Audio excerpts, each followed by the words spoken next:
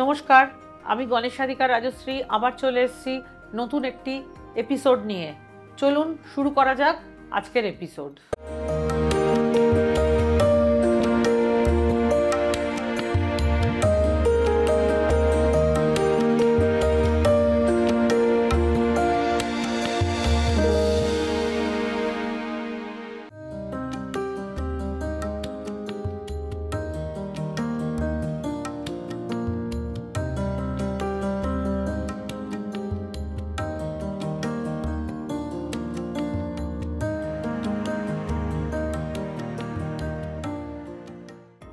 জ্যোতিষশাস্ত্রে রাহু গ্রহের বিশেষ গুরুত্ব রয়েছে। রাহুকে আমরা ছায়াগ্রহ বলেই জানি।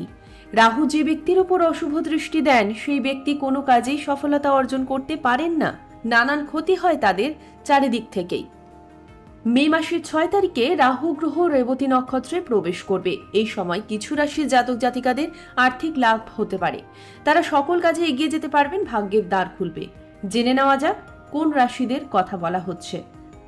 মেষ রাশির ব্যক্তিদের আর্থিক দিকে লাভ হবে, মনের ইচ্ছা পূরণ হবে, ভাগ্যের দ্বার খুলবে, নতুন সম্পত্তি কেনার সম্ভাবনা রয়েছে।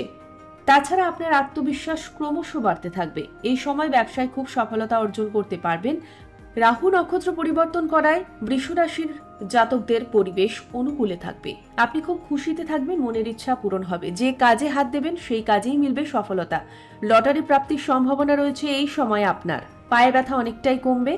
তাছাড়া আপনার কথায় কেউ প্রভাবিত হতে পারেন, এমন কোনো কাজ করবেন না। নতুন ব্যবসা শুরু করতে পারেন, সেখান থেকে অর্থ লাভ হওয়ার সম্ভাবনা রয়েছে।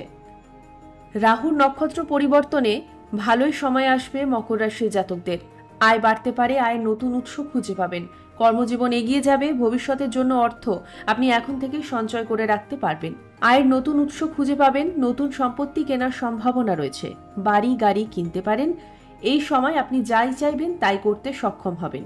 গাড়ি সাবধানে চালান, নতুন জমি গাড়ি কিনতে পারবেন আপনি এই সময়। কেমন লাগলো আজকের এপিসোড? যদি ভালো লেগে থাকে এই এপিসোডটি, তাহলে আমার ইউটিউব চ্যানেল গণেশাধিকা রাজশ্রীকে লাইক করুন, শেয়ার করুন এবং যতটা পারেন বন্ধুদের মধ্যে ছড়িয়ে দিন, সাবস্ক্রাইব করুন।